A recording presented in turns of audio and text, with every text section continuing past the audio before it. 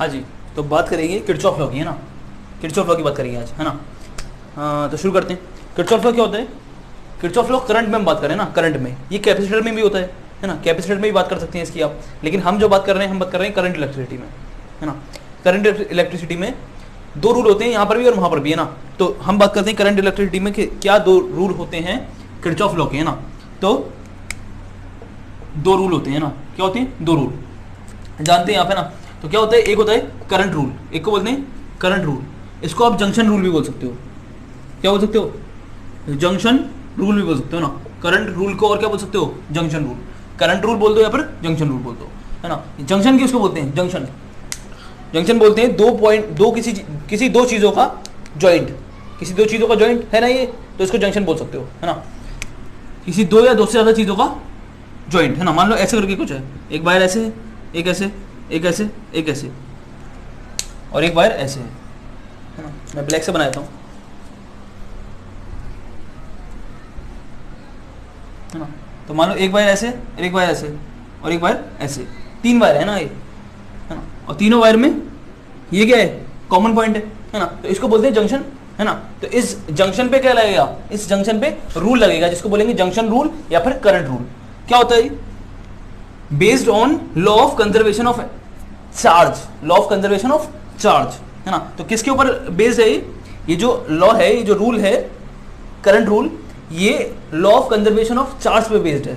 यानी कि ये रूल कहता है कि चार्ज जैसे कि कंजर्व होता है, चार्ज कंजर्व है भैया, है ना। चार्ज कंजर्व मतलब कि चार्ज ना तो बन सकता है, ना ही चार्ज कोई खत्म हो सकता है कभी, है ना। तो चार्ज कभी बन सकता है ना खत्म हो सकता है। तो चार्ज के फ्लो को क्या बोलते हैं? Charge per unit time, charge का flow, flow per unit time, charge का flow per unit time known as current, known as current, है ना। तो जब चार्ज कंजर्व है तो करंट भी क्या होगा? कंजर्व होगा, क्योंकि टाइम का तो कोई दिक्कत ही नहीं है ना, है ना। टाइम ऐसा थोड़ी टाइम क्रिएट हो रहा है, टाइम खत्म हो रहा है ना। तो जब चार्ज कंजर्व है तो करंट भी क्या होगा? कंजर्व होगा, है ना।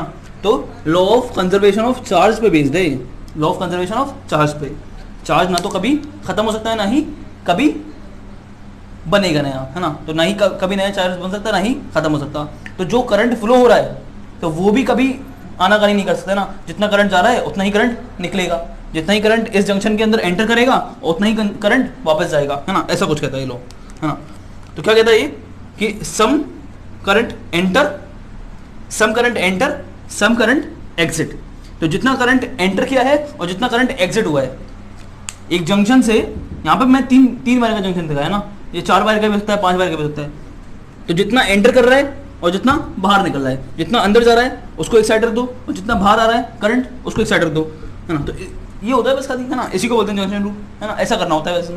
मान लो ये एक वायर है, तो ब्लैक से दिखाता हूँ, है ना। तो मान लो यहाँ पर क्या हो रहा है, और वायर दिखा देना। ऐसे मैंने 6 वायर बना दी है ना। मान लो इस वाले वायर में I1 एंटर कर रहा है ना। इस वाले वायर में I2 एंटर कर रहा है ना। इस वाले वायर से I3 एग्जिट कर रहा है, बाहर निकल रहा है ना, इस जंक्शन से बाहर निकल रहा है। इस वाले वायर से भी I4 बाहर निकल रहा है ना। इस वाले जंक्शन से I5 बाहर निकल रहा है, और इस वाले जंक्शन से I6 अंदर जा रहा है। मान लो ऐसा कुछ है कंडीशन, है ना। तो ये जंक्शन है, ये जंक्शन है ना। तो इस जंक्शन पे क्या लगेगा? जंक्शन रूल लगेगा। क्या कहेगा जंक्शन रूल? कितने चार्ज अंदर जा रहे हैं, कितने करंट अंदर जा रहे हैं। तो करंट I1 अंदर जा रहा है, I6 अंदर जा रहा है, I2 अंदर जा रहा है, बस, है ना। तो इन सबको एक तरफ रख दो, I1 I2 प्लस I6, है ना। और कौन कौन सा बाहर निकल रहा है? तो I4 बाहर निकल रहा है, I3 बाहर निकल रहा है, और I5 भी बाहर निकल रहा है। तो इसको बराबर रख दो, I3 I4 प्लस I5, है ना। तो ये रूल है ना, कि जितना करंट बाहर निकलेगा उतना ही करंट अंदर एंटर करेगा, या बोल सकते हो जितना करंट एंटर करेगा उतना ही करंट बाहर निकलेगा। समझ में आ रही बात? तो ये है पहला रूल, जंक्शन रूल, है ना। इस पर थोड़ी सी बात करते हैं और एग्जाम्पल लेके। देखो जैसे कि ये एक क्वेश्चन है, एग्जाम्पल है ना। ये बोल रहा है calculate the value of I4, है ना। तो I4 की वैल्यू निकालनी है। इस वाले वायर में I4 है, इस वाले वायर में I4 है। वो किधर जा रहा है ये भी नहीं बता रहा है ना। यहाँ इस वाले वायर में I10 अंदर जा रहा है जंक्शन पे, है ना। इधर वाले में I2 अंदर आ रहा है। I2 दी हुआ है 12, I2 दी हुआ है 16 एम्पेयर, ये दी हुआ है 10 एम्पेयर, और ये दी हुआ है I3 बाहर निकलता हुआ 12 एम्पेयर। बोल रहा है I4 बताओ, इसका डायरेक्शन ही बताना है ना, डायरेक्शन नहीं बताना। तो I4 कैसे निकालोगे भैया, सिंपल सी बात, कैसे निकाल सकते हैं हम तो खटाक से निकाल देंगे कि ये वाला अंदर जा रहा है, ये अंदर जा रहा है और ये बाहर आ रहा है। तो अंदर कौन कौन सा आ रहा है, ये वाला अंदर आ रहा है, ये वाला अंदर आ रहा है। तो 10 + 16 है ना, ये तो अंदर जा रहे हैं। इक्वल टू क्या कर दो, कौन कौन सा बाहर आ रहा है, 12 बाहर आ रहा है। और I4 को यहाँ रखोगे, यहाँ रखोगे, I4 को अंदर आने में लिखोगे या बाहर आने में रखोगे, है ना। ये तो जंक्शन के अंदर जा रहे हैं दोनों, और 12 वाला कहाँ जा रहा है, जंक्शन के बाहर निकल रहा है। I4 कहाँ है, I4 बाहर जा रहा है या अंदर आ रहा है, तो इसमें कंफ्यूजन है। तो मान लो I4 को यहाँ रख देते हैं, है ना। तो I4 की वैल्यू क्या आ गई,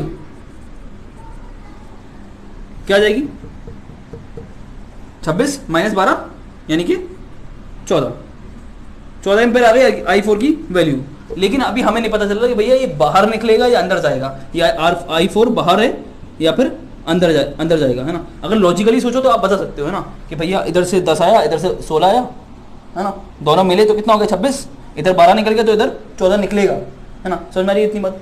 लेकिन आपको अगर बोला जाए कि भैया कैलकुलेट करके दिखाओ कि कैसे, है ना, तो साइन कन्वेंशन से भी हो सकता है ना। कैसे, देखो जरा, वो भी तरीका सही था। मैंने वहाँ पे क्या निकाला था, अभी जो निकाला था मैंने, वो निकाला था खाली मैग्नीट्यूड, है ना। अगर आपसे पूछा है डायरेक्शन क्या होगा, तो आप क्या करो, आप इनको साइन दे दो, है ना। जो अंदर जा रहा है जंक्शन पे, जो जंक्शन के पास जा रहा है उसको बोल दो पॉजिटिव, और जो जंक्शन के अवे जा रहा है, जंक्शन से निकल रहा है, उसको बोल दो नेगेटिव। या इसका उल्टा भी कर सकते हो, जो जंक्शन के पास जा रहा है उसको नेगेटिव मान लो, और जो जंक्शन के अवे जा रहा है, समझ लो ना, इनको साइन दे दो, है ना। जो जंक्शन के पास जा रहा है उसको पॉजिटिव बोल दो, या फिर जो जंक्शन के से निकल रहा है उसको पॉजिटिव दे सकते हो। ये आपको ध्यान में रखना है कि आप पॉजिटिव किसको दे रहे हो, निकलने वाले को या फिर अंदर जाने वाले को। हम अंदर जाने वाले को पॉजिटिव देते हैं ना, तो मैं I1 को पॉजिटिव दे रहा हूँ, है ना, +10, और 16 भी कहाँ जा रहा है, अंदर जा रहा है, तो इसको भी मैं 6 + 16 बोल दे रहा हूँ, है ना। I12, है ना, और I4 क्या होगा,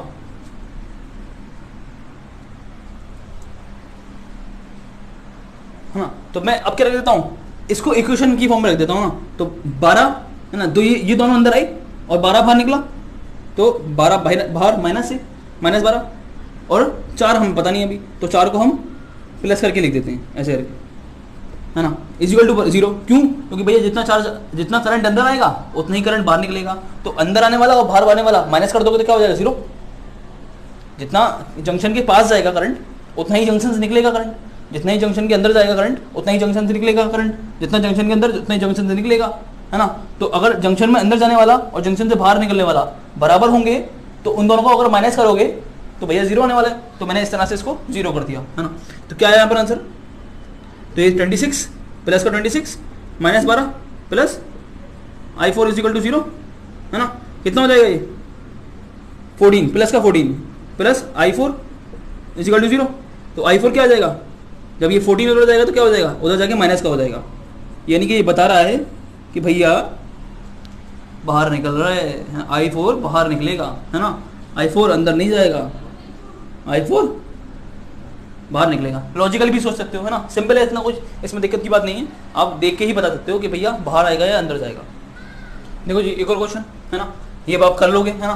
तो क्या करना है आपको, इसमें I1 I2 I3 निकालना है। ये है I1 इस वाले बारे में, ये है I2, ये है I3, है ना। इधर से 10 एंटर कर रहा है, इधर से 8 एंटर कर रहा है, और इधर से 4 निकल रहा है। तो यहाँ पर क्या आएगा, हाँ, अब जो भी यहाँ पर आएगा वो फिर 6 इधर निकल रहा है, 4 इधर आ रहा है, और इधर से 6 निकल रहा है, और इधर I2 जा रहा है। फिर इधर से 4 निकल रहा है, इधर से 3 निकल रहा है, और इधर से 8 आ रहा है। तो I3 क्या होगा, 2 मिनट क्यों, 1 मिनट के लिए वो पॉज करो वीडियो को, 1 मिनट के लिए, है ना, और आंसर निकालो इसका और फिर चेक करना। तो अब देखो जरा, है ना, मुझे लगता है कि आपने कर लिया होगा ना, हो गया होगा, इसमें कुछ इसमें बड़ी बात नहीं है ना। सिंपली अगर बिल्कुल सब कुछ भूल जाओ, सिंपल मैथमेटिक्स पे आ जाओ, है ना। तो भैया इधर से 10 अंदर गया है, इधर से 8 अंदर गया है। इस वाले जंक्शन पे देखो, इस वाले पॉइंट को, इस वाले पॉइंट पे 8 अंदर गया और इधर से 10 अंदर गया। तो अंदर कितना गया, 18, कितना अंदर गया 18, 4 इधर निकल गया, तो कितना बचा 14, 18 में से 4 इधर निकल गया, बचा कितना 14, तो 14 इधर जाएगा। तो I1 कितना हो जाएगा, सिंपल हो गया, नहीं हो गया, 14 एम्पेयर। इसमें कौन सी बड़ी बात है, ये तो बेसिक मैथमेटिक्स है ना। अब इधर 14 जा रहा है अंदर, तो 14 अंदर आया, और कौन अंदर आ रहा है, 4 भी अंदर आ रहा है, 14 और 4 फिर से 18, और 18 में से, हाँ 18, और 18 में से 6 इधर निकल गया, कितना बचा 12, तो I2 कितना हो जाएगा, समझ रहे हो, क्योंकि भैया इधर से आया कितना 14, इधर से आया 4, तो 18 हो गया और 6 निकल गया, इधर बचा कितना 12, तो 12 भैया निकलेगा ना, 12 बचा तो 12 निकलेगा, तो I2, तो 12 अब जा रहा है इधर, है ना, और 12 एंटर किया इसके अंदर, इस वाले जंक्शन के अंदर, इस वाले पॉइंट के अंदर, और इधर से 8 एंटर किया, तो 12 8 20 और 4 निकल गया, समझ रहे हो, 12 एंटर किया और 8 एंटर किया इधर से, तो कितना हो गया 12 और 8 20 और 4 निकल गया, तो मतलब 16, तो I3 उधर की तरफ निकल जाएगा 16, कुछ नहीं था ये, बच्चों वाली चीजें थी, है ना, आगे चलते हैं।